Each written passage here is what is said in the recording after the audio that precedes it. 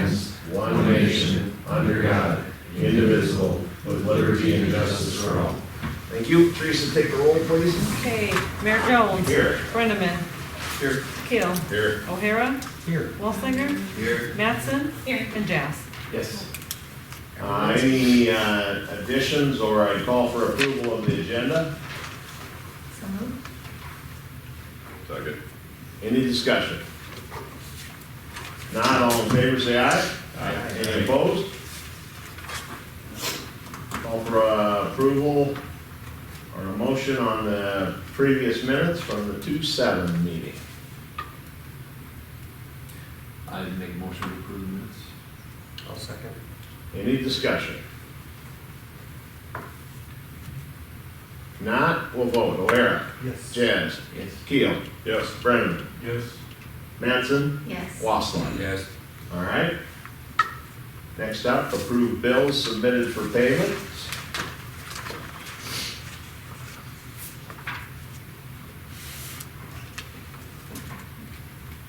Make motion to approve.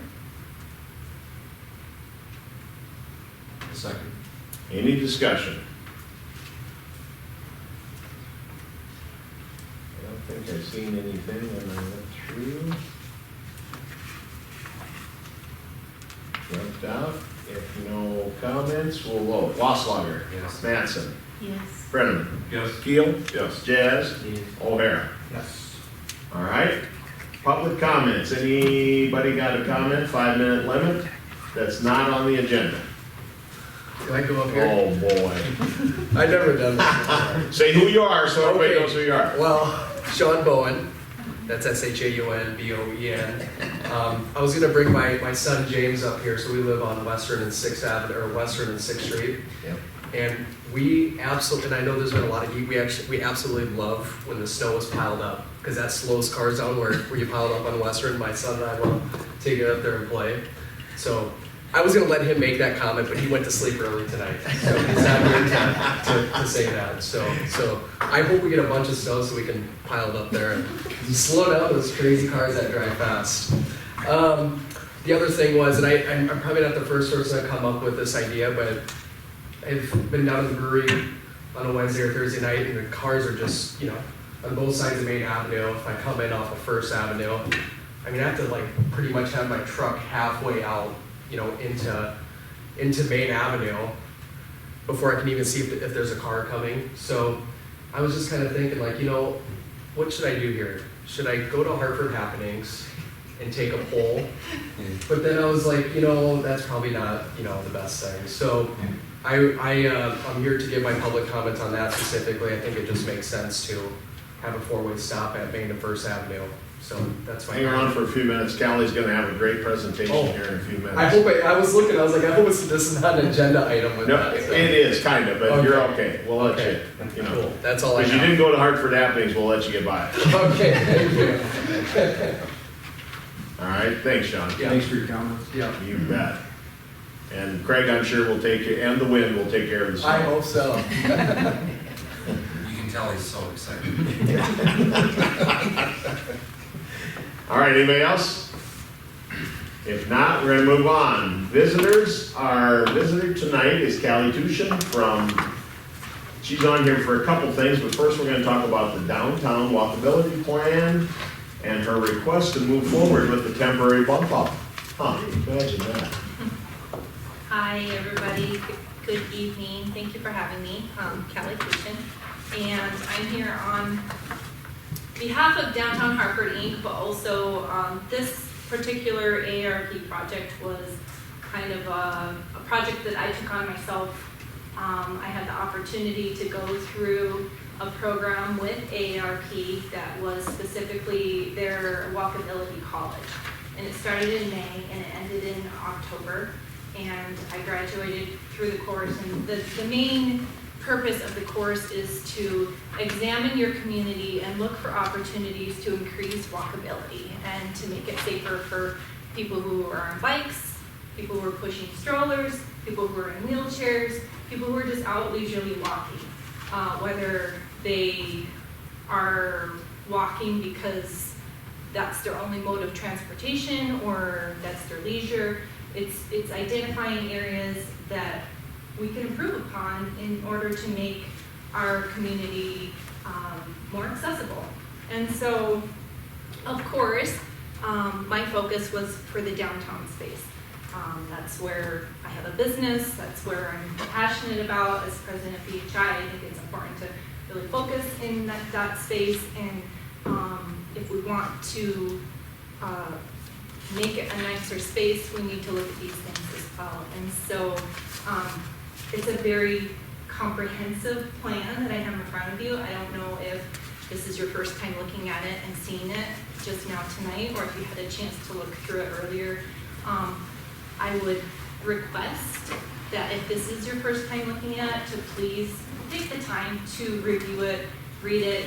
I really did put a lot of work and energy into it, and part of the process was doing a walk audit, and ARP South Dakota came out and they helped me with that walk audit, and we had about 25 people who did the actual walk audit with us, folks from Hartford, folks from Sioux Falls, members of ARP, and we took the opportunity to walk down Main and back up again to kind of identify some key portions and points of really great things about our Main Street, and then some problem areas as well. And so I'm not going to go into all of the project pieces with you tonight.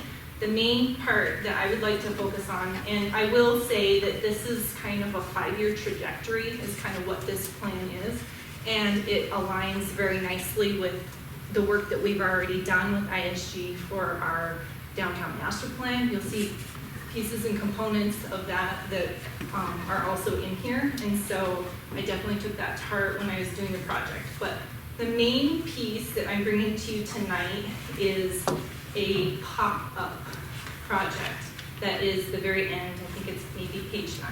It's the very end of the proposal that's in front of you. And so what that is a pop-up project. Throughout this program, I had the opportunity to apply and receive a $550 mini grant through ARP. So I already have funding in order to implement most of what this project is going to be, the bump out piece of it.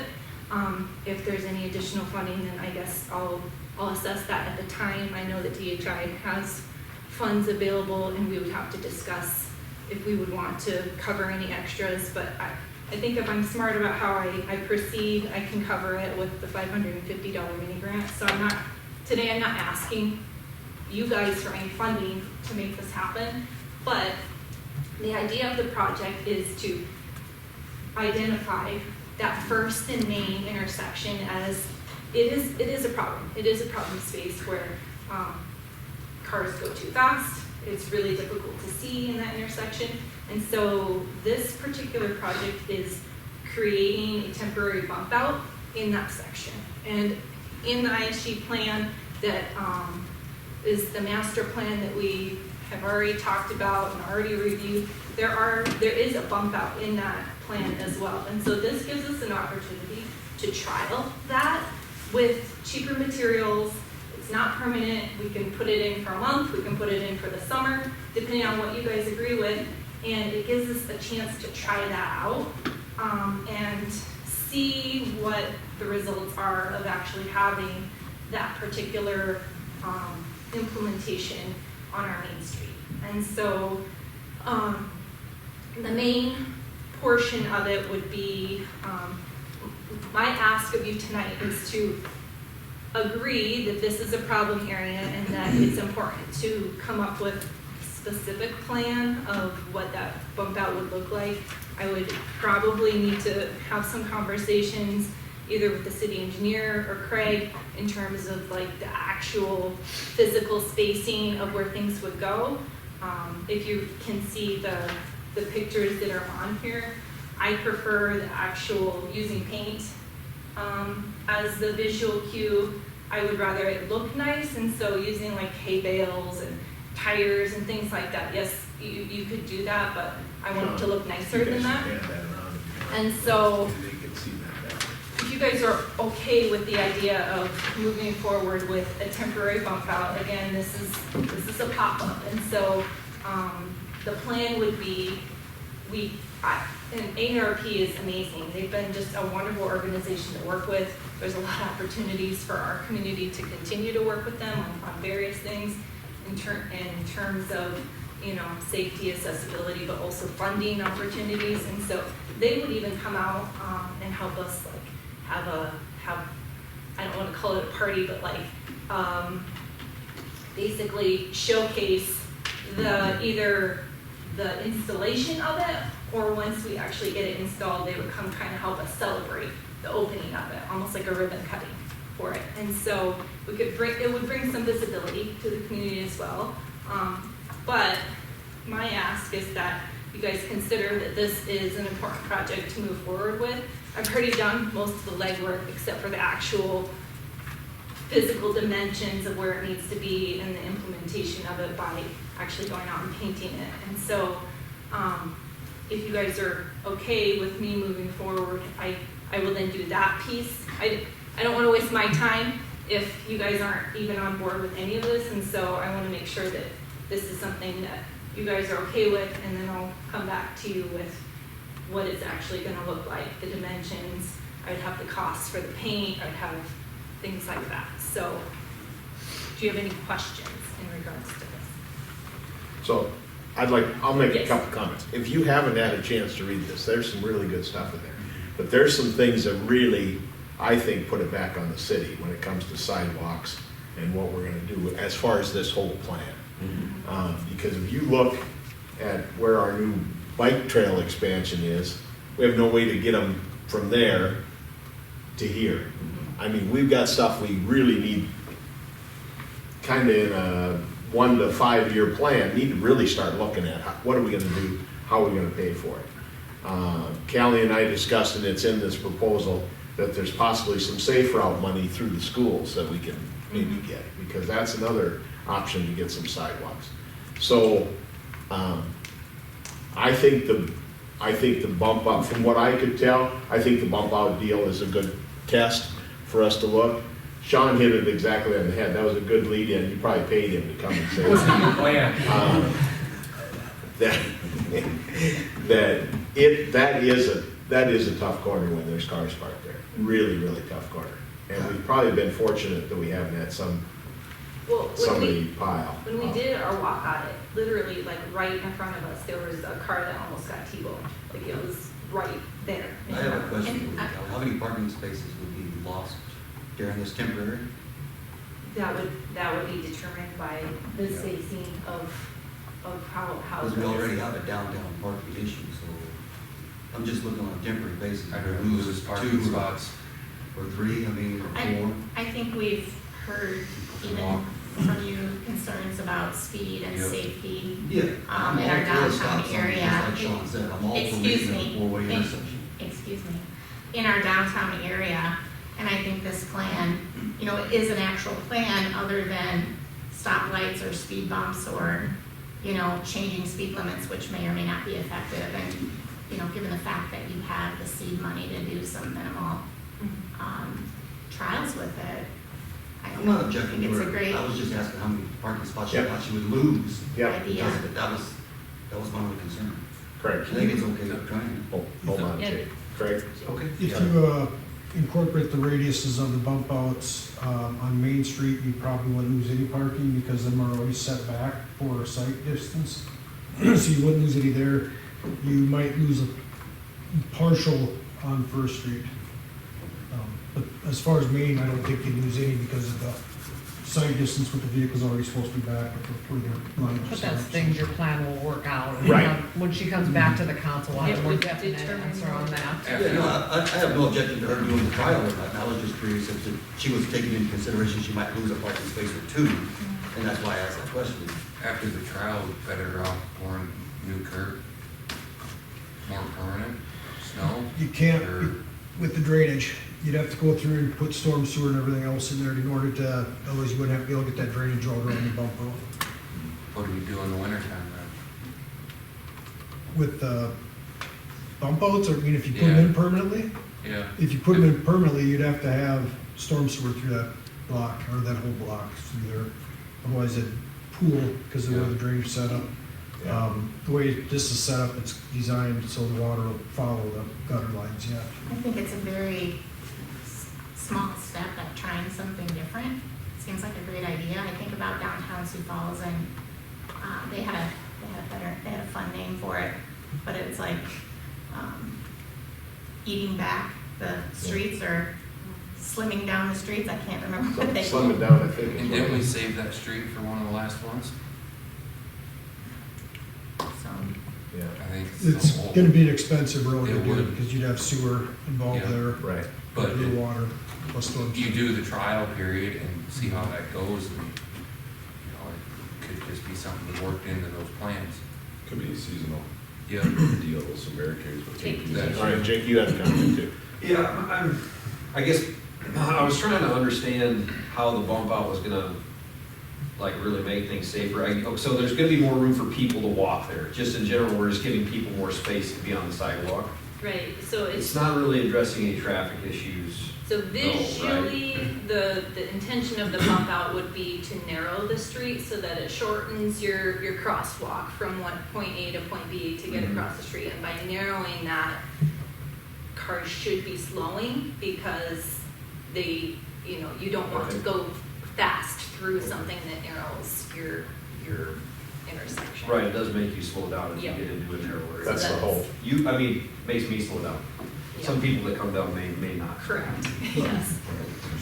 Okay, I was just trying to understand the full Yep. picture of what it's Yep. supposed to do. Sarah, one more thing. Yep. When you bump these out, you gotta make sure they're not gonna be able to stick out as far as what the back vehicles are right now, because you can't hardly get two vehicles down. So you're gonna have to make sure that you got enough room, so if somebody's Right. meeting in that intersection, they still get through, so. Right. Okay. And my other thought on it, and this would be way down the road on a permanent basis, what would that do for snow? I mean, if you like to go You curb could to work curb, around you it. could probably work around it if you had. Yeah, you'll work around them, which, it's no different than trying to clean down by Century Square where it's Yeah. got kind of a bump up Yep. there, so. well, and, the narrowness of the street, I feel like long-term, as it gets busier downtown, we really need to look at options, because with pickups especially, it's very difficult. You can't go two vehicles down the road now. All right. Have we ever looked at a one-way option there? It's been talked about. Yeah. Okay. Yep. All right, any other questions or comments from Callie, and along with that, any actions or recommendations from the council? Motion to approve downtown Hartford's request for temporary bump outs at First and Main. Second. All right, any more discussion? If not, we'll vote. Wasslager. Yes. Mattson. Yes. Brennan. Yes. Keel. Yes. Jazz. Yes. O'Hara. Yes. All right, so work with Craig, Teresa, the folks at ISG, and let's come back with a plan and see what we're gonna do. Thank you. All right? Give a big hand, this, over the next few days, just by kind of blowing out the snow where you want it to go. Or, Die. no, let's not say blow, shovel, yeah, shovel. Have that guy with the beard that you live with, have him shovel. Yeah, That'd be better. task. All right, thank you for all your work on this, this is really, Yeah, it was It's a a great very start, yeah. insightful opportunity. It was great. all right. So now we're gonna let you stay right up there and talk about your special permit application for the upcoming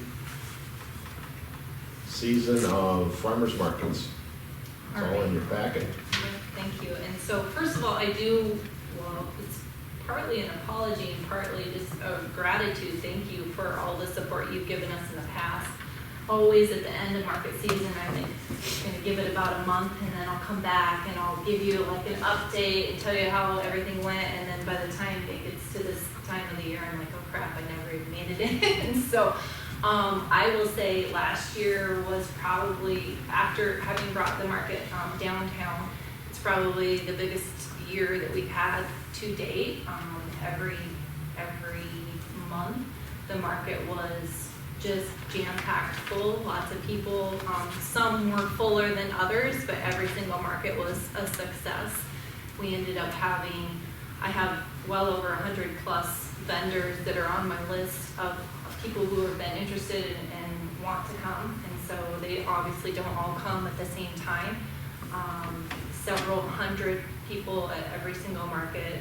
We had to expand out to 2 different food trucks this last year because the lines are just so long for our food, and even then, Skipping Stones, they were there one of the first markets, and they had 200 pizzas that they sold out in the first hour. They were done selling food at that point, and so we were down to 1 truck at that point. So, and that's typical for our food trucks, is they end up selling a lot of food on those nights, and so I'm hoping that trickles back in tax revenue for us here. But it's been very successful, and so this season will again go similar as how it's been in the past. We're asking for the first Thursday of the month once again, and then that last month in September we kind of do that bonus market at the end of the month as well. Pretty sure the only difference this year than what it's been in previous years is we're asking to close the street down at 3:30 rather than 4. And the reason because of that is it just tends to be that as soon as those vendors show up at 4 o'clock, there's always still cars parked. And that makes it really difficult to get the food trucks parked. It makes it difficult when there's vendors that are out there trying to get set up, and we're trying to track down owners of those vehicles. And it's just not safe when we've got people that are stationary trying to get set up, and there's cars still trying to maneuver around parking wise.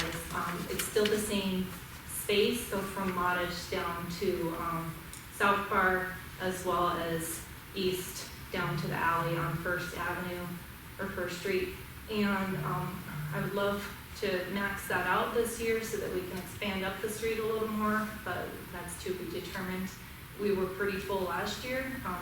There were still a handful of spots available for 1 or 2 more vendors, but if we can fill the street full, I think that's a good sign.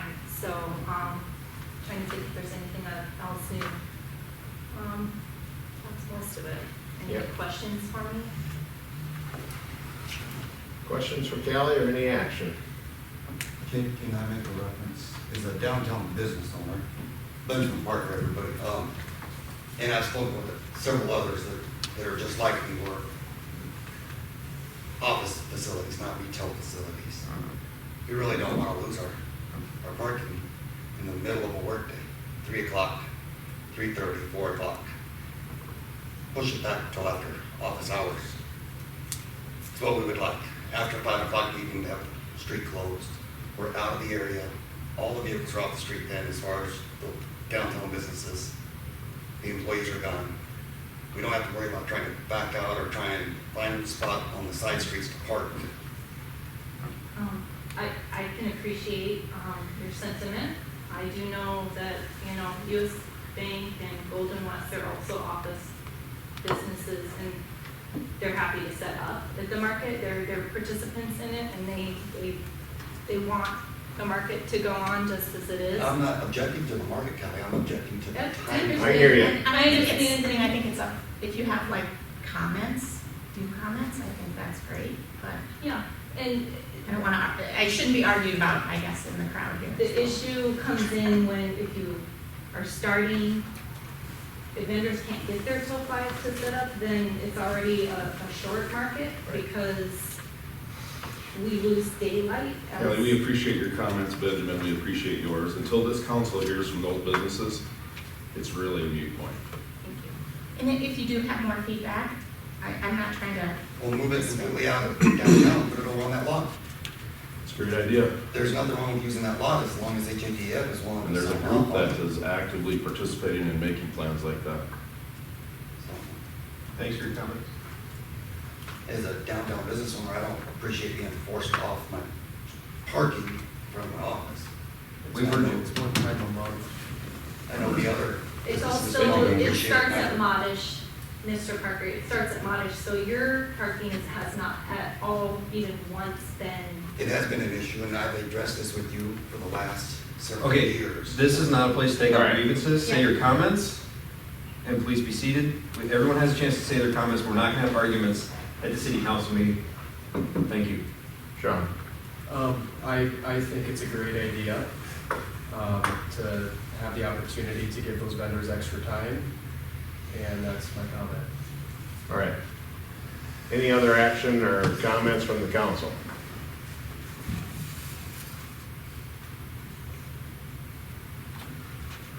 I'd make a motion to approve the special event application as presented. Second. Any discussion?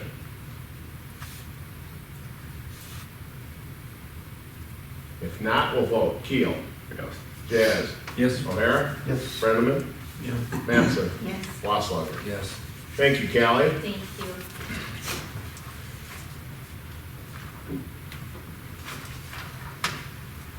All right, hold on here. Okay, fire and rescue, we have given our fire chief the ability to come once a quarter. His report is in the packet. If there's no comments or questions, we will move along. Also, Deputy Cardis, because of the snow and everything else, decided to Did plan to be here, but. yeah, he was, I seen him in town earlier today, so I knew he was here. So hopefully we can catch up with him in another month. Again, his report is also in. Amy decided she was gonna go home rather than get snowed in town, which is, The deputy's report doesn't give us the over-under like it normally does. oh yeah, from Let the him month know. before. You're right there, I found Oh, yeah. It's new. Guys, they put some logos on it, I'm telling you. They rebranded too, you know. Exactly, everybody's rebranded. That's the thing. All right. Okay, so Amy's report is also, do you got anything to add on hers, Teresa? Did she give you any, Well, she didn't really give me any changes or updates to it, so. okay.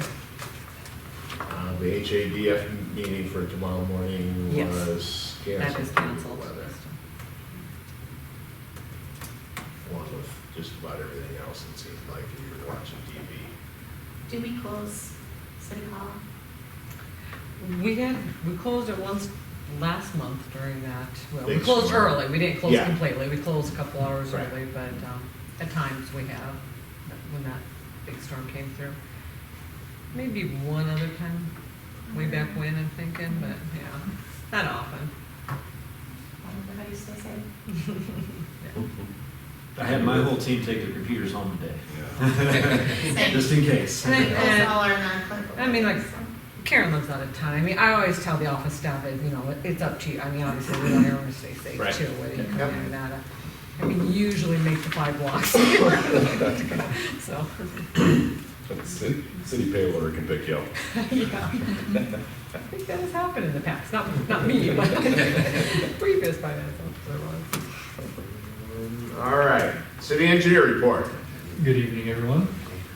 Just a few things to update you on, small updates. The first being the bike and rec trail. Actually, just today, talked with Teresa, heard from Game Fish and Parks on that. We had initially thought it was feasible to cross the river, cross the creek there, and get it that way if the easements were not able to be procured. Unfortunately, based on the scope of the grant, Randy Kittle with GFP indicated that was not going to be permitted with the current application, and if that's the way the city intended to go, then the whole application would have to be resubmitted. Additionally, did find out that that homeowner was not keen to an easement, so we are currently working with Randy to see if there's further reduction in trail width that we can do to get it to work between the creek and the north property line. So sent that his way today, give him a couple days to review it with the highway authority, whoever's providing funds for that, and then we'll be able to proceed from there. Reached out to Sophie at CCOG just to check in on the storm shelter. Still nothing from FEMA on that. The Highway 38 water main extension, there's just gonna be discussion later on the financing for that project, if the city wants to, not if the city wants to go ahead with FRF funding, but if they want to bid the project prior to a determination on that funding. If the council elects to go forth with bidding before any funding is awarded, a revised schedule has been provided for you.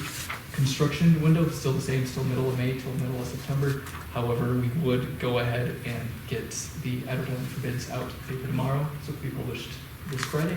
And then second publication the following Friday, and actually bid that March 16th for your consideration at the second meeting in March. And then on the water resource recovery facility, not much to update aside from what Rice Lake and Rachel are going to update you on there. Schedule has not changed since I last presented this, since I last updated. And that's all I have for you. Are there any questions for me? Do we know funding? Is there a schedule or we just wait? For which project? The SRF funding? So they're taking applications now, but they won't award them till June. So that's what we kind of alluded to. If we want to go out for bid before that June, we're gonna kind of just take that chance that we'll get funding. Worst case scenario, if we don't get funding, we'd have to secure a private bank loan then. I've never really seen where the state doesn't give you loan funds. You may not get grant funds, but usually you always get the loan funding with it. There's not a risk of having started the project and then saying, we started so we don't have the money, or Right. you obviously have the And money. I talked with Sophie about that too. I said, so if we go ahead and move forward, would that, basically exempt us from getting a loan? And she said, no, you can still submit it and move forward with the project. We're just taking that chance of, like you said, if they possibly wouldn't give us, funding, then, like I said, worst case scenario, then we'd have to look at pursuing a private loan rather than an SRF loan. I think we'd rather bid earlier than later, Well, right? that's, We want to bid now. I'm gonna that's one say, thing I might add too, the bidding environment, we're gonna get better bids now versus Yeah. just yeah, getting I'm all gonna the say, I think it's for the band. Right. In addition to, we likely wouldn't have that first contractor payment before the SRF. Right. loan would be in place We'll as know. well. So that would be Yep. the other thing, first payment would likely be June or July by the time project gets started, so. We hardly ever roll the dice. Wow. And if we, we're gonna talk about the loan scenario, but we do have funds in reserves that we're proposing to use, so Yeah. we could start the Yeah. project. All right? Anything else? The ISG. Thank you. Thank you. All right, Mr. Craig. Well, the equipment's all ready to go with skid steer. We did find the throttle problem with that, just a couple wires that came unhooked or pulled out of one of the plugins. So we got that soldered up and fixed. And there is a couple of us that are actually planning on spending the night in the shop third Wednesday night, so just in case we can't get out. So we'll have people around, so. Does that include pizza and pop, or is it like a sleepover there? Yeah, kind of sleepover slumber party type thing. We have pizza delivered to you? Pizza ranch menu? Yeah. So we've kind of got a plan all put in place. We're gonna start tomorrow, 6 o'clock, cleaning the roads, see what kind of snow we have, but it'll be, I'm sure it'll be plowable, plow throughout the day. Just keep things open throughout later in the day, and then start first thing Thursday morning. Snow's supposed to be done. Wind still might be blowing, but if we get the inner part of town done, then we can hit the outer, and we should be wrapped up Thursday afternoon, so. Only other thing I report is that, I guess it's coming up as an action item or whatever too, so, an action item? Yeah. I guess we do the plans for the Gage House, so I put together kind of a layout, of what, working with librarians and the seniors at Teresa, putting some, kind of what layout would look like. Since then, they really don't want the door in between there, so we'll just fill that in. And then they have a couple of It's just some simple things, is moving a door down between where that, common space is for the bathrooms and that stuff, so. Looking at doing that. The biggest expense in any of this is, we want to put dual climate controls in there, so that's where the huge number's at. By throwing some numbers together, building the walls, we do all that labor ourselves, get that put in, hire somebody to do electrical, and then doing the HAVC in it. And the rough number, like I said, this is hopefully a high number. I got an estimate from, not an estimate, but I got a rough quote from somebody to do the HVAC and that stuff, and then electrical and that, and then got numbers for materials and that stuff, so. We're looking at on that 23,000 to do that. 23. Yeah. And if you decide to move ahead, then I'd actually go out and get hard numbers on the electrical, the heating, AC unit, get some more numbers locked in on lumber, but I'd like to stay local with lumber as far as we can and that stuff to keep it local, so. Is the dual control, is that, so was there anything on the radar to replace even? Their unit they got down there is fairly decent. There is one older unit that they are using now for another, to heat a different part of it. We'd take that unit out and get rid of it. But the system they got, the one down there, isn't all that old, but there would be a new one that would be put in, so a smaller unit for the library area. Because you're gonna have, I mean, even right now, you go in there, it's set at 72 degrees in there, and it's hot. So, we'd like the, the Maybe library. set a little higher on the senior side. So you'd have dual thermostats, the seniors can adjust theirs to the 72, and the other one probably is set at 68, 69. Yeah. Plus the librarian said if this goes through, they'd almost like to have it where they could program thermostat in there so that days they're not open, it can drop down to like 60 or 65, Right. and bump it back up before they get there, so. So the idea is here that the library, I mean, it makes sense, what makes sense in my head is the library's gonna use the north half of the building. The senior center's gonna use the south South, half. right. Yeah, and they'd all share the bathroom area. So are they gaining some square feet then, the library? Yeah, A little bit? that whole northeast corner, they'd be gaining all that. That was all senior center before. Yeah. That's what I thought. And I think it's like a 20 by 30 area or something like that. 21 by 30 is what they'd be gaining. Yeah, and they really Other need, work done? What's that? Did we get the other work done in the basement? Not yet, I was including that in this price here, and do it all at the same time, so. those beams you're talking about. Yeah. Yeah. Just the structural stuff. Yeah, just so it won't They're melt in. in, yeah, minor stuff. But yeah. Well, I think this is a good move for both, and everybody was happy. Yep, Well, we sat down with both parties, and library definitely Yep. needs extra room to expand, and the seniors are okay with, basically, we're dividing that Mhm. large front room up, and they don't need that much area, so that they agree to it as well. And they both look over the plan and are okay with it. Yeah. Put that in. That storage area there on that north side, they would have control of that, which there's a lot of stuff in there that can be, in my opinion, pitched. Yeah, So they would have a lot more room too for storage, so. right. Yeah, it doesn't really look like it includes that previous work we agreed to, but Oh, as far as, I got it figured into my numbers for lumber.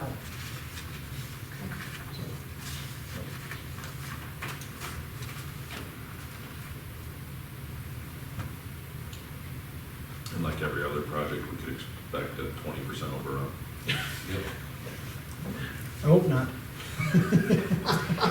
Alrighty then. This won't include any, me and Marta talked a little bit, there's kind of a musty smell, the basement could probably do some, I don't know if you can do some sealing work, seal the exterior walls to kind of prevent some mold or whatnot.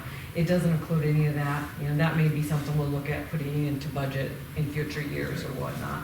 But we would, get those beams taken care of, and, I think every year we could put some money into this building. now we talked about it not being. But maybe we can do that in future budget years. It's not a bad money pit, it's just Yeah. a small money pit. Yeah. But this would get at least workable to what each party, you know, would like to see happen. And this isn't flooring either, so they would have to, libraries, they're trying to find some carpet from their other libraries that are left over that they could place it in. Because it's just got tile flooring on that portion that we're gonna add for the library, and we said we'd keep it at that, just because that'd be another 5,000 put in it. So they're gonna see what they can find for carpet from their other facilities, maybe, throughout Sioux Falls, and look at They have a doing lot that of kids, themselves. when they have kids programs, there's a pretty good pile of They kids. do utilize them a lot. So.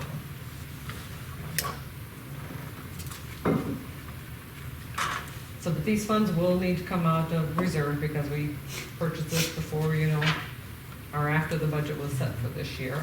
But we did have 14,000 in budget for rental payments, which we won't be, you know, paying out. So we want a portion of it, you know, that we can utilize for this.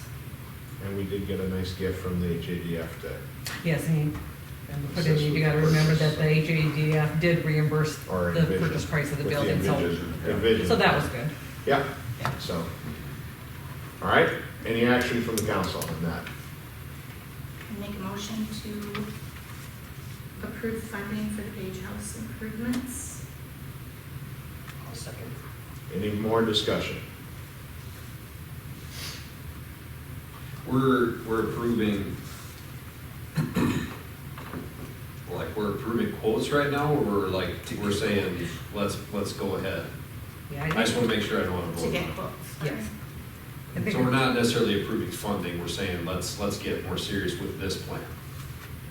I Take think the I'm next step. confused because I felt like we already approved money for the structural stuff, but we didn't. Oh, no, we We just just talked talked about about it, it. yeah, we talked about it, and ISG kind of gave us a rough estimate of, you know, what the cost would be, but we didn't approve any funding yet, so. Yeah, I mean, at this point, we just want to make sure you're okay with the plan, and then Craig can go out and secure, like he said, more definite quotes, and then the next meeting, we come back to you and say, okay, this is what the refined dollar amount will be, and if you're okay. You want to amend your motion, Cindy? I'd like to amend my motion to approving the staff to secure quotes for the Gage House improvements. All right, who was their second? I will second. You're going to second the amended motion. All right, any more discussion? Thank you, Jake. If not, we'll vote. Brenneman? Yeah. Mattson? Yes. Wasslager? Yes. Keel? Jazz? Oh, abstain. Jazz? Yes. O'Hara? Yes. All right? And that's all I got unless anybody has anything else. I had a couple conversations with Craig. Our wastewater treatment plant will be very timely because even there, here we are in the middle of the winter and I'm smelling it down in my house. When it thawed up this last week, I can smell the lagoons. Go by Morel's. Same way. Today, anyway. I don't live I there. mean, normally it's really nice there, but today, Today. it was a little rain. Yeah, Maybe it was the prison. maybe. Anyway, so, yeah, I was surprised when we're in the middle of the winter. That's the first, I will say.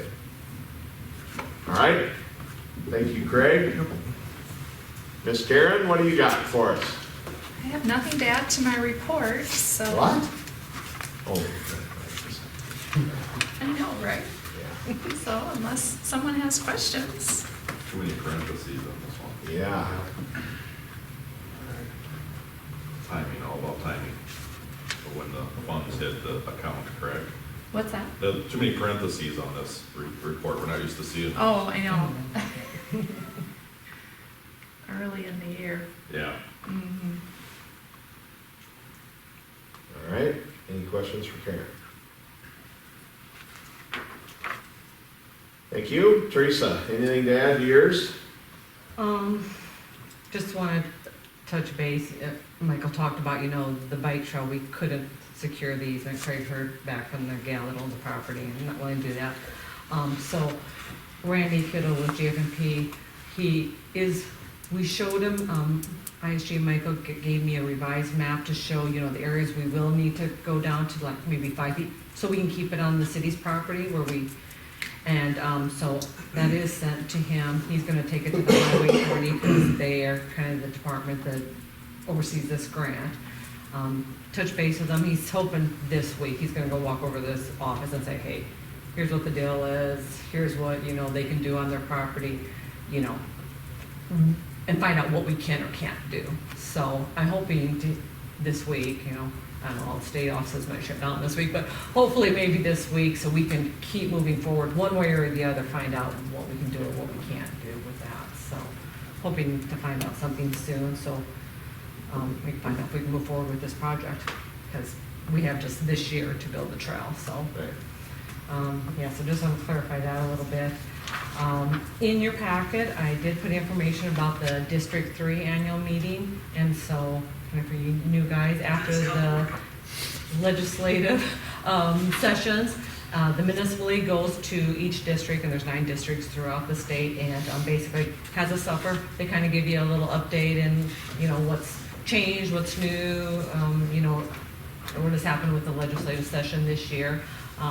It's a good time to meet up with other city officials and, you know, staff goals, council goals, whatever, but it gives you a good update. So this year, I gave you information about District 3, who are going to be in Alchester.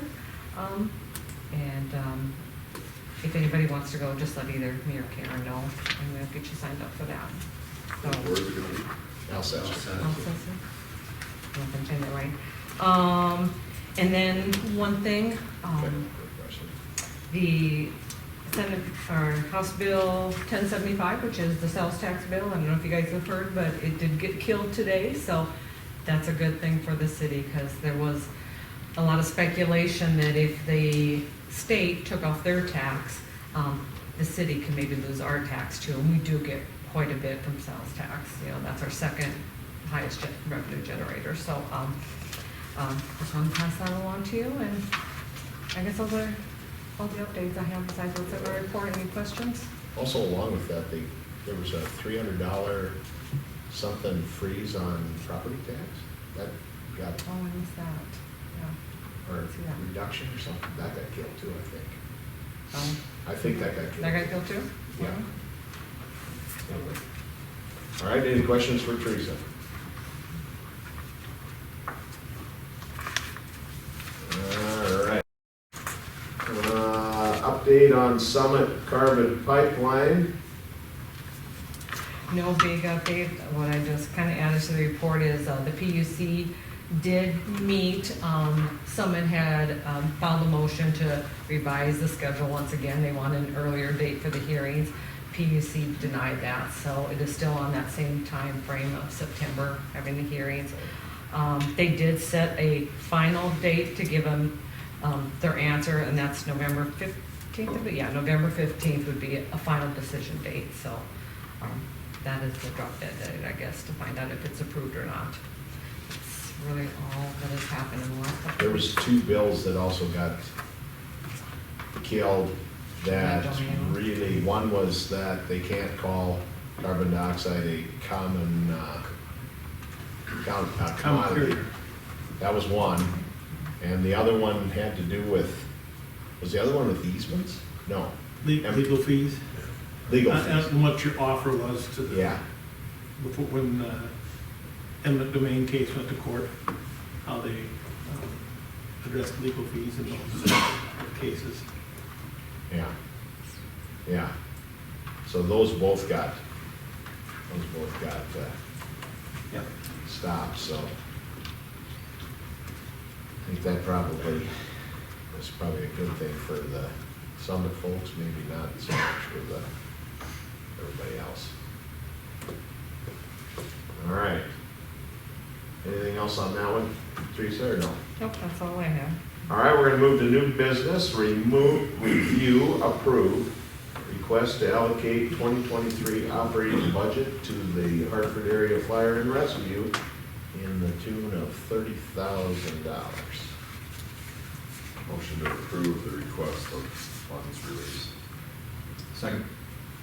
Any discussion? I've got some questions, Okay, mostly for Tom. Tom, when we give money to entities like this, whether it's fire department, bike and rec, $30,000, any bid laws they have to follow? That, in terms of just of their purchases or whatnot. Yeah. They're a separate entity. So if they're buying their equipment, they wouldn't have to follow the bid rules. How's that? Does the city own, Like the sports does your complex? city own some of the trucks, Teresa? We don't own anything that comes Okay. separate. So, We turn all the equipment over to them. okay. Sports and Rec, Mark, I think we own that. You own those facilities. We own the facility. I think that's why we had to live Oh, with. yes. We had to live with the bid laws on the sports and Yes, rec. that is sports complex. Because city owns that. But The fire department, we give them the money, but we it's do just not an own it. allocation, yeah. Right. And like to, the other, like the Humboldt ambulance, that's just an allocation that Right. we're giving them, so. really, we And don't they'll have develop, right? yeah. We lose basically kind of any control over the money once we release it. I mean, the townships and the counties will also contribute. So how's that funds work out of with their the budgets. 155 set aside then? So when we originally set that up, is that we told them, we're not gonna give you the money until you actually purchase something, because they presented it to us as a truck replace or equipment replacement fund. So, like the last time we released it, I can't even remember what they bought exactly, but when they bought it, they showed us the invoice where they paid for it, and then we released those funds to them. So it's up to It's the kinda like- council to approve the release of the funds at that point? Yeah. Basically, kind of with any allocation, it's the council's decision to release the funds. I mean, basically, all we've done, even with the truck replacement, we put them into budget, but, we haven't released the funds yet. So to your point, Mark, if we attach some provisions to the those funds to encourage them to draft their bidding as such that it mirrored ours, is that what you're after?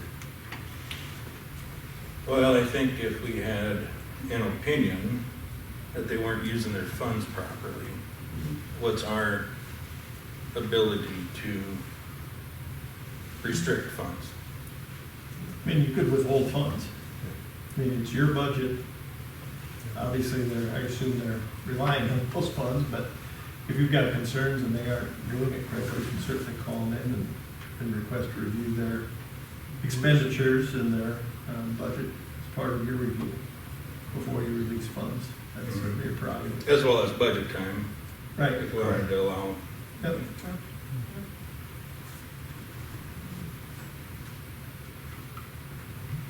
Okay. Yeah, when they're gonna ask for this, Can we put in a big chunk of funds, absolutely, they're gonna have to come out here. Just- Well, I think you've cut the Stand funds. at the desk again. They could. Right? What's that?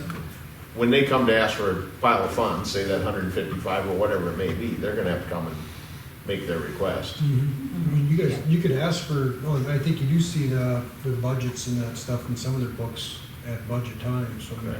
I think it's really, not speaking for Mark, speaking for myself, assurance that the funds are, they're being good stewards and doing the bid process on major purchases. That's really the question. If we're going to earmark a large amount of funding, we'd like to know there's good stewardship in terms of large purchases in the bidding process. Is really, that would be my concern. Right, are they using our money wisely, as well as the communities? And they're their own entities, so we can't tell them what they can and can't do. But we can restrict funding if we were unsatisfied with how they're spending their money on new trucks, as an example. We could, I think if we have concerns, we should ask for some of that assurance ahead of time rather than think about restricting the funds. I would hope we could work that out. Yeah, we don't get the pleasure of entertaining all the options on new payloaders and things like that. We just get this budget request. Right. Ooh. Yeah. I haven't got anything for quite a few years. That's painful. I know. Right, but if Craig came to us and said he wanted 500,000, what was the last pay order? 170, something like that. 170. He came to us and said he wanted to spend 350, 400. we should be able to question, you know, is, do you really need to spend that much? Right. So, Well, if we feel such move, we could sure say to the fire department, hey, we know you're planning some major expenditures, come and give us a proposal, or give us a presentation. I mean, that's well within we can sure ask that question. You painted a very vivid picture, hopefully they're listening. yeah. I think that's something that we can talk about and with the positive intent of making sure, you know, feeling good about large expenditures and not the Absolutely. public money Yeah. being used Yeah, wisely. I mean, we need them. They perform a great service. We got, you know, so. All right, you all right? Yeah, so I'm gonna be voting no, because I don't approve of something we've done recently. That ship sailed, can't prevent anything or take it away, but, I'm just not impressed. I don't want to go on record. Okay, yep. That's fine. That feels mysterious. Can we have some more information? It'd be Either- illegal. So, Yeah. I voted the same way, Mark. hmm? I voted the same way. Same way as you did. I voted no. Yeah. So, I guess we want to talk about this more. I'll make a motion to table it till the next meeting. Now, we had a motion and a second, So correct? you already have a motion and a second approved. So we'd have to deal with that first before we table it. That could be a substitute motion. You can make a substitute motion To table, to table, Okay. we have to vote on the substitute motion. then that would be the substitute to the motion to approve. Okay, But you need a second, and then you can't debate that, that's, right, a motion to table, we can't debate. So that'll be my motion, substitute motion to table. And table till the next meeting? Do we have a second? I'll second. We can't discuss, we'll vote. O'Hara, Yes. Jazz, Yes. Keel, Yes. Bergman, Yes. Manson, Yes. Wasslager. Yes. All right, so that gets moved to the next meeting. All right? Why sometime? Next up, review, discuss pool admission rates. With the blizzard coming down our throat, that's a great time to talk about the swimming pool.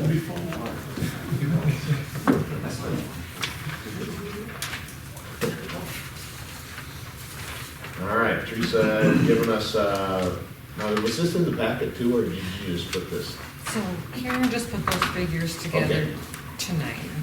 Somebody If had a you last want. minute question. Okay. Yeah, Cindy was curious. No way. Cindy was curious comparing 2021 to 2022, what happened with the passes, family pass versus single. Okay. So in pulling that information, I decided to update this yearly cost thing I do for the pool, so you could see that. And then I just gave a breakdown of the revenue for the last 2 years and how many passes are included in that, so. Kind of all goes with the same discussion, I guess.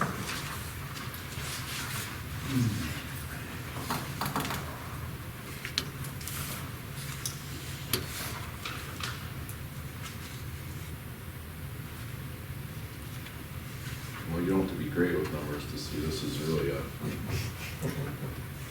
Moneymaker? lots of parentheses again. And then the negative. Well, we know this last summer, we spent additional money on water and on gas because we had that 1,000 gallons a week dripping into the ground, or dripping back into the Yeah. sump hole, Yeah, so there basically. is probably an expense with that. Yeah, the utilities number's a little. Skewed, Yeah. yeah, let's call it that. It's- So if you deduct 10 grand off of there, it's still pretty ugly. Yeah. Very ugly. Well, it's a about what we Well- spent in salaries, so. Repairs and maintenance was up 10 grand too. Right. Yeah. Actually, we did pretty good, that's what you're saying. It's a nice public service. Nice public service. We're never gonna make money. Just trying to, No, You can't charge enough. Yeah. instead of the bleeding. Changing the pass structure. transparently, my interest in the extra information, I did have folks contact me. Actually, one of the first things I heard about was the family pass and no longer having it, because if you look then in the packets at what other towns are charging from family passes, Vermillion doesn't have one, it looks like. Everyone else has very low family season pass, and I happen to have a few families with 5 kids and 2 adults, and I think the really fair point, aside from it, is not very budget friendly anymore for the family, was that really what it encourages people to drop their kids off and not pay for parents, which I thought also was a good point. So if 2 parents each got to pay for a pass, and they're already paying for 5 kids, so are they going to really spend another $80? Or they're just going to drop their kids off and leave? So I think the point was you're actually encouraging lack of supervision by parents by forcing them to buy single passes.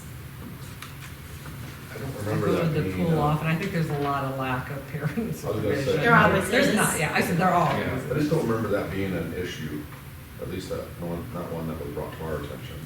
No, I've never had the managers or the staff Well, it's comment on that, I guess. not really about them, it's about the people paying.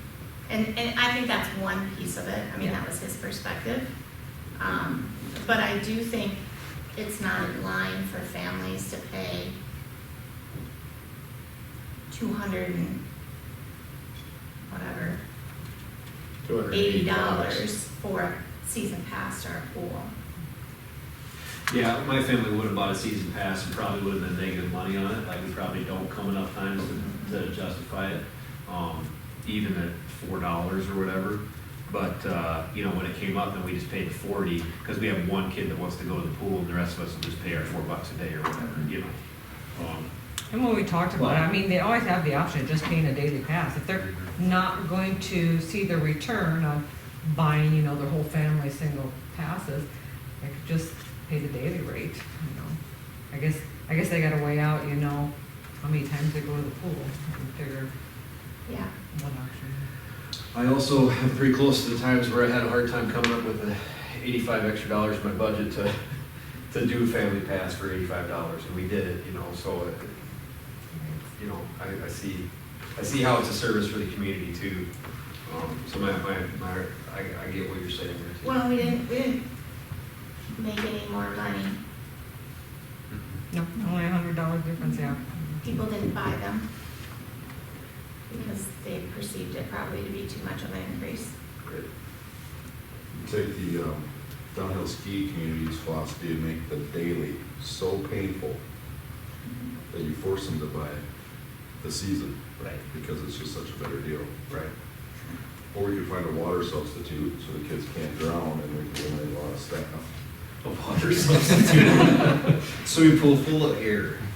I just think it's interesting because one of the things, as Teresa said, I do like to compare what's it like to live in Hartford compared to other communities. And when I look at the season family passes and the pools that some of them have compared to what we have, it just, I don't think that it's very affordable. It's just not affordable on a lot of levels. Well, I think the other part of the discussion too was, where's the family pass stop? right. That was the other, people were Yeah. using that aspect. Correct. Yeah, I was just gonna bring that up, that, So. yeah, when we talked about this. What they do other should- communities do better to rein that factor in? And maybe we do need to evaluate that. How do we make sure it's your name's on it, not just grandpa, grandma, Babysitter. Right. foster.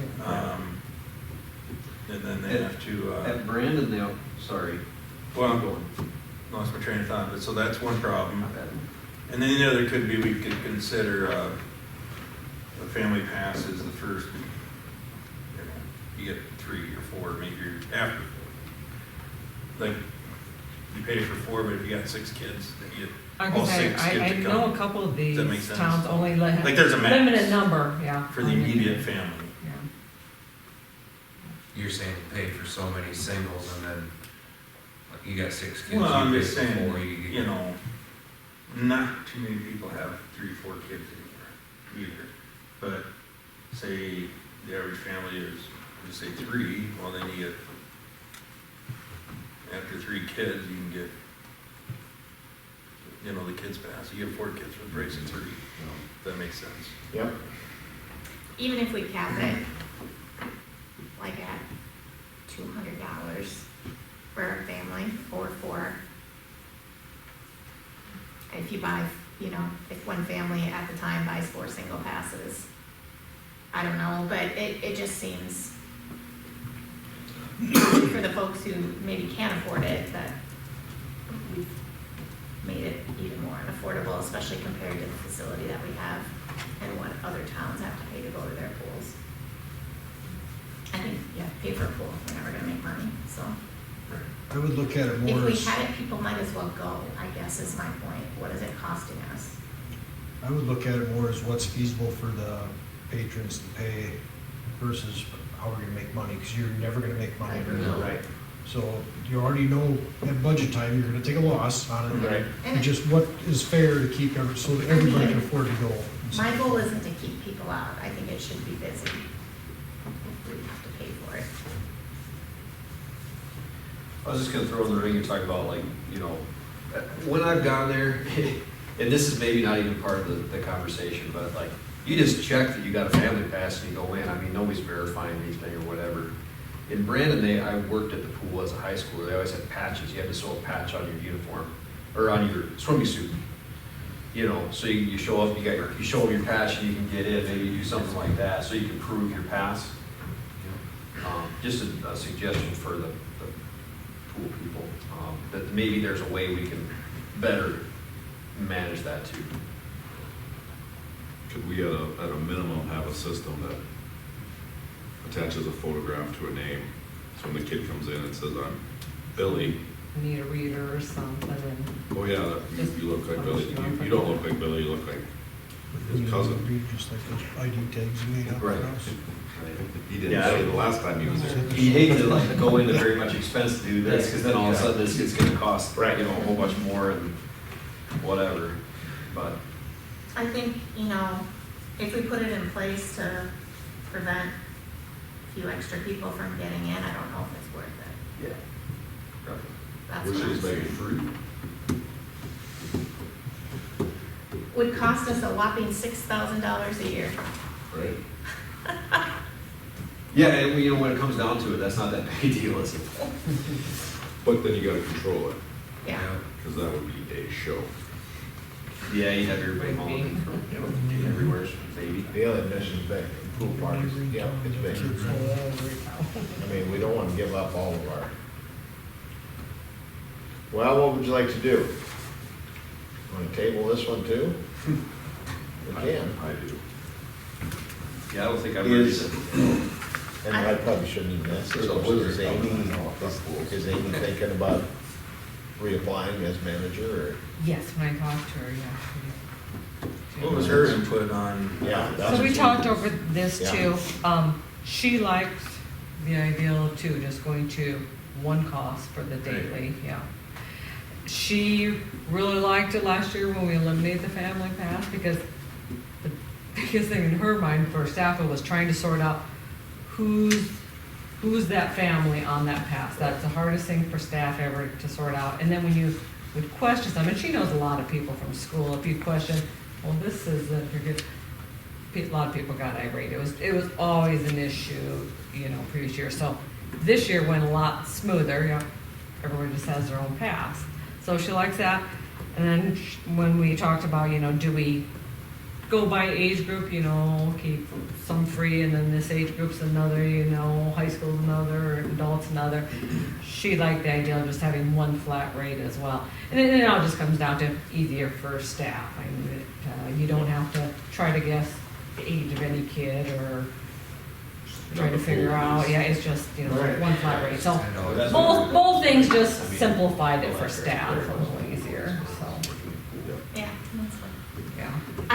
I would be interested in some kind of compromise on the family pass, just because that's, Maybe get a break on each additional pass. Each additional pass is $5 break, so it's 40, 35, 30, 25 for each, you know, something. Helps some people out.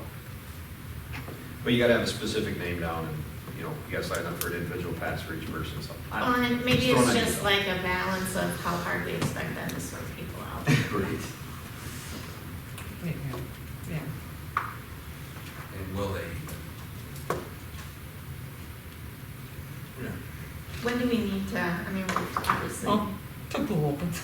I mean, people know, normally, I mean, I would say probably March-ish or getting April for sure. Yeah. They start looking at getting people start applying for passes. There've been a few purchased already, just some people buy them for Christmas gifts for family, Yeah. for the next year, so We we've got had enough. minimal bought already, but, yeah, the majority of them don't start till. We'll have a new months, pricing spring, board that's yeah. being rebranded that has like a 6-week lead time or anything, do we? Or, do they have to buy them here, or can they buy them at the pool? Either spot, you can buy them at the pool or. And maybe if they have, a cap of 4 individual passes for family, if you have more than 4, stop up at City Hall to sign up for your family and receive a discount, and it's $200 and you give them all. I mean, I just think it would be helpful to be some sort of option there. Shopper discount at Christmas time like Wildwater West does. Well, Water West is cheap at Christmas. I'll ring Amy up and talk to her in between this meeting and when I'm not gonna be here next meeting. But I'll ring her up and maybe call you and let you know what I come up with, Art. You want to table this Motion motion? to table this discussion until our next meeting. I'll second. No discussion on that? Wasslager? We're tabling, we're Yeah. voting to table it. Massive. Yes. Brennan? Yeah. Keel? Yes. Jazz? Yes. O'Hara. All right? And you're gonna take the lead on getting us a little more. I'll come up with some more. Okay, Jake, let me know if I should make a different motion, or if we come back with another, I mean, I'm happy to motion something different next time than the proposal. you're gonna be gone again next week, next meeting. Yeah, I am. I'm gonna miss the one on the 8th. Okay. Review, discuss funding options for Highway 38 Loop Project. Teresa. Okay, well, we kind of touched on this a little bit, but yes, we got the Highway 38 water loop project coming up. We didn't secure any kind of funding for this as of now. The project is basically just engineer's estimate, just, you know, right at $1 million, just slightly below it. We have a little over $1 million in our water fund reserve accounts, or our savings account. Me and Karen have talked about it and discussed it a little bit. We feel comfortable using $500,000 out of that water reserve account. That still leaves us a few months of operating expenses in there in case of an emergency. And then looking at applying for an SRF loan for the other $500,000. We'd rather, when we apply for this SRF loan, this will not require a surcharge like our wastewater fund, because we have enough capital basically in our water reserve, so the state won't require that. We meet our debt capacity with that, so basically it'll just be a loan that we'll need to repay. It will go against our debt service, but it will not require a surcharge on it like our wastewater is. I think that, you know, SRF loans give you good interest rates, you know, long life or whatever. I think it's our best option we talked about versus a private loan, because as we move forward with the wastewater plant, we have the Western Avenue project, what, we may need to utilize more private loans for those, just because there is another funding, sources out there for it, so we kind of want to reserve that and go off the funding that we can get through the state with this. Motion to approve financing of $500,000 from the water reserve fund and $500,000 from an SRF loan for the Highway 38 water loop project. And I just want to put, and you are good with what I put in a report going out for bid now, and I'm very confident Yeah. we'll get that SRF funding. Yes. Okay. All right, so you got that, motion and a second, you guys got that? Any further discussion? Not, we'll vote. Brenneman? Yes. Mattson? Yes. Wasslager? Yes. Keel? Yes. Jazz? Yes. O'Hara? Yes. All right. We've got one more on here, and this is update on wastewater, or you guys call it water, I can't gotta get that straight. Wastewater treatment plant from ISG and Rice Lake. Rachel and Wade. Yes, yes. So we were here last month and we told you we were gonna give you monthly updates on where we're at with schedule and process for design. We are finishing up a roughly 90% plan set. Craig has been reviewing the plan set, the 60% plan set for the last few weeks, so we've taken all that in. We're getting ready to release 90% plan sets next week, with the intent of submitting to the DNR next week on March 1st for plans and submittal approval from that process. That's a 30-day process for that approval process, and so we're moving forward. Included in your packet is the last update on pricing that Rice Lake put together. As we talked about last month, as we come through, there's not a whole lot of major changes that come into. Every time we have a slight change in design, or we're optimizing the design, we communicate with Rice Lake and they come back. They spent the day with us today, and in fact, a lot of the changes that were incorporated in the pricing and change there, we've already fixed. Yep. So, and kind of optimize as we go forward. So we're still on schedule, everything is looking good. We're making sure that Teresa and Craig and the entire team are all up to speed on where we're at. So we're still working. Today, the supervisor, Matt, came by the office. He's finishing up at Smithfield. So we'll waste some treatment plant and handing it over to start this summer over at Hartford. So how comfortable or confident are we that that number is going to stay put or change? Today, we challenged the engineer on a lot of things. Okay. And then last week, I mean, we were on a video call last week and talked with Craig about some other things. And he's taken us a set of plans, and our job is to look at it and say, Right. what about this, what about that? Yep. And try to keep the funds as close as we can. So when Rachel gives us the 90% drawings in the next week or two, we'll take a look at them. We'll be that much closer to being able to solicit real proposals for it on the final set of drawings. Okay. So the next number you see is going to be probably very, very close to the final plan. And So- the chances of it moving right now, it depends on who wins some arm wrestling we're going to do. I seen in your something, what do you call it, guaranteed final price, GFP? GMP, yep. Yeah. So when do we get that? When is that number locked? Tentatively, our plan is if Rachel gives us the 90% plans, whenever she gives it to us, within a month of that, or right at a month of that. We'll go out, she'll give them to us, we'll go out, we'll solicit some quotes, we'll assemble them, we'll bring them to you guys, and that'll be the number Okay. to go forward with. Then the only thing that would change off of that is if there would be a potential change order on our agreement or, Truthfully, I mean, in the end, if you look at the bottom line, there's a line that says contingency. yeah, I see And that. contingency is to cover that. Okay. Unforeseens or if you guys, we decide we want to add a garage or something, right? That's your money to spend somewhere. change orders, there should only be one at the end to adjust the final contract price to give you back whatever's left to the contingency. Okay, There shouldn't be no argument about scopes or. okay, okay. Go ahead. We had that meeting with Sam, Yep. and there was seemed open to Yeah. having a discussion about a route change, and I think the door was open then at that point to have that discussion. I mean, obviously, this plan is 90%, and that conversation, I assume, if it's even feasible, would continue, and if all of a sudden there's a way to cut a corner, so to speak, reduce some distance or Yep. some excavation expenses. Depth there. That's a process that could be ongoing and could always show a big swing in the number potentially for a certain line item, correct? 100%. Yep.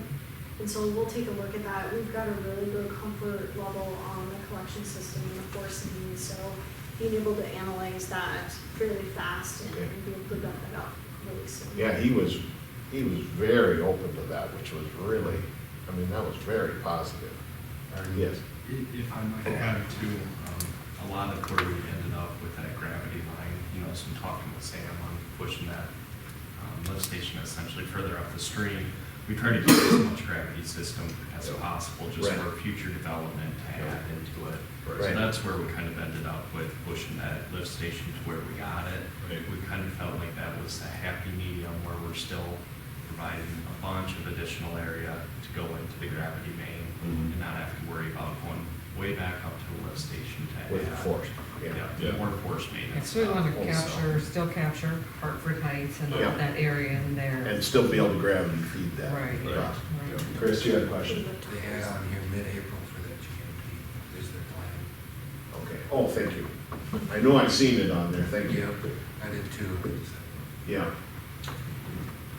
So just as a summary, the biggest time is our schedule, and keep on schedule for that 2025 completion date is to get the DNR submittal by next Yep. week. To get that submitted, that's a 30-day renewal. We anticipate and always account for in our schedule that we have feedback from the DNR that we need to modify or change, although we follow all the design standards for the city of South Dakota. So we've got that accounted for in our schedule.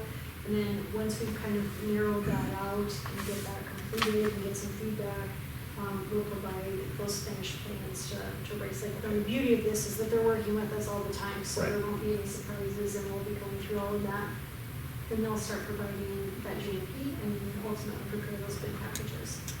I doubt that there's any chance that DNR is gonna give us any additional grants, are they? Grants? Probably not. You're supposed to say yes there. Well, probably not. Probably. Maybe. Maybe. That's what I would say too, but I just wanted to. We can always get additional phone funding. Yeah, I know.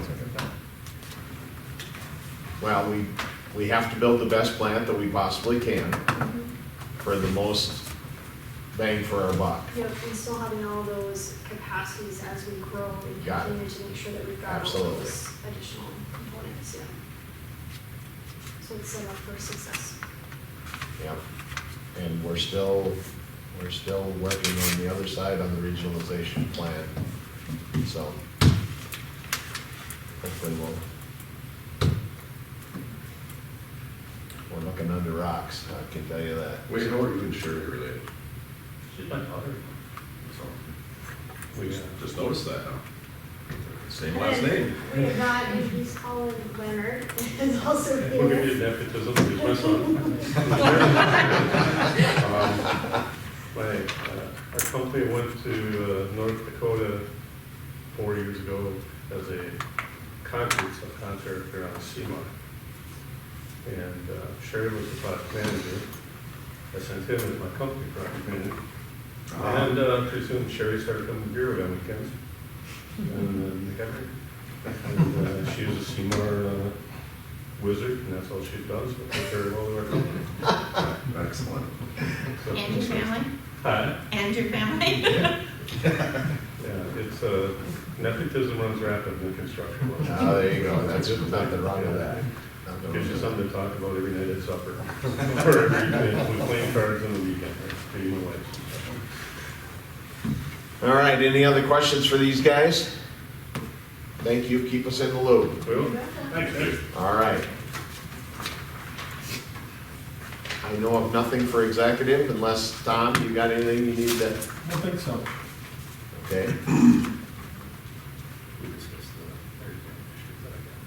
Can we go into, executive for legal, for the, These days. yep. All right. Need a motion to go into exec, I'll make a motion to go to executive for legal. and a second. Second. All in favor? I'd just like to tell you guys all too, thanks for the raises, appreciate it, all the guys appreciate it. Thank you. All right. Thanks, Wade, for coming. How about a motion to adjourn? Make a motion to adjourn. Second.